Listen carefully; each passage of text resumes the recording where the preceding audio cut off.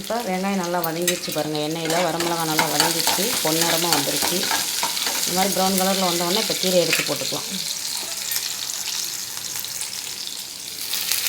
நல்லா உப்பு போட்டு தண்ணி தெளிக்க வேண்டாம், உப்பு போட்டு ஜீரகம் வெள்ளைப்பூடு தட்டி போட்டு அதுக்கப்புறம் லாஸ்ட்டில் தேங்காய் பூ போட்டு நம்ம கொஞ்சமாக உப்பு சேர்த்துக்கலாம். அதுக்கப்புறம் நல்லா வதக்கி விட்டுக்கலாம். இப்போ அதுக்கப்புறம் தண்ணி ஊற்றணும், ஒரு அரை டம்ளர் போல். இப்போ நல்லா கீரை பாருங்கள் நல்லா வதங்கிட்டுருக்கு. எவ்வளோ இருந்துச்சு பாருங்கள், வதங்கினோன்னா சுருங்கிடும். இப்போ நான் ஒரு அரை ஸ்பூன் போல் சின்ன ஜீரகம் போட்டுக்கிறேன். இப்போ நான் ஒரு 4 பல் பூண்டு தட்டி போட்டுக்கிறேன். அதுக்கப்புறம் பார்த்திங்கன்னா நான் இந்த பக்கம் ஒரு அரை டம்ளர் சின்ன டம்ளருக்கு தண்ணி ஊற்றிக்கலாம். நல்லா வேகணும் முருங்கைக்கீரை, எவ்வளோக்கு எவ்வளோ முருங்கைக்கீரை அகத்திக்கீரையெல்லாம் நல்லா வெந்தால் தான் நல்லா டேஸ்ட்டாக இருக்கும். நம்ம தேங்காய் பொடி பண்ணி தூள் பண்ணிக்கலாம்.